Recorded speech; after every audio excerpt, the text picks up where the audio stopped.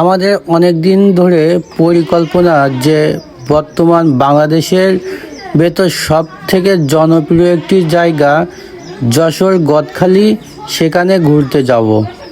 তাই আমাদের বাড়ির সবাই মিলে একটি ইজি বাইক নিয়ে বের হয়ে গেলাম সেই গদখালির উদ্দেশ্যে।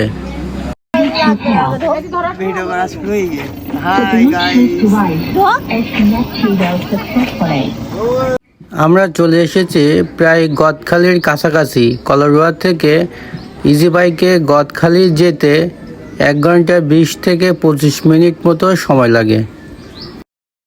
গদখালি এসেই আমরা ডিসাইড করলাম যে এই মনোয়ারা ফ্লাওয়ার পার্কের ভিতর ঢুকবো।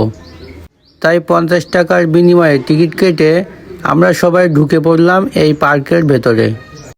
সবার কাছ থেকে শুনে যে এটা জানতে পেরেছি যে এই মনোয়ারা ফ্লাওয়ার পার্কটি এই গদখালির ভেতর যত পার্ক আছে সব থেকে ভিন্ন এবং সব থেকে সুন্দর। তাই আমরা প্রথমে এসেই এই পার্কের ভিতর ঢুকে পড়লাম এর সৌন্দর্য উপভোগ করার জন্য।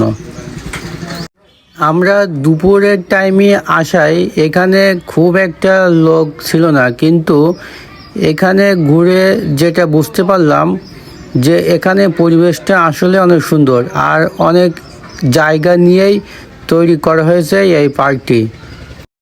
এই সেই ছাতি, নেটে ঢুকলে এই ছাতি ছাড়া জানুয়ারি, ফেব্রুয়ারি এবং মার্চ মাসে এই 3 মাস নেটে ঢুকলে এই ছাতি ছাড়া আর কিছুই দেখা যায় না। লাভের মধ্যে ফুল, প্রজাপতির মধ্যে ফুল এবং এই পার্কের চারিপাশে রোডের 2 ধার দিয়ে চারিপাশে ফুল। এত সুন্দরভাবে এই পার্কটি সাজানো, আপনারা না দেখলে অবশ্য বিশ্বাস করবেন না। অনেক ঘোরার পরে আমরা একটু ক্লান্ত হয়ে যাই এবং সবাই মিলে এক জায়গায় বসে একটু কিছু খেয়ে আবার বের হয়ে পড়ি ঘোরার উদ্দেশ্যে।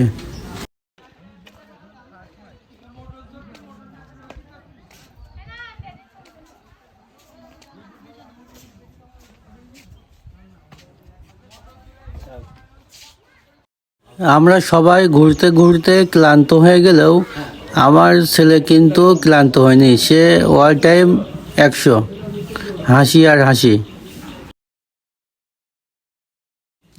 এখন রমজান মাস হয়, এখানে এই গদখালি এলাকায় তেমন একটা ভিড় লক্ষ্য করা যাচ্ছে না।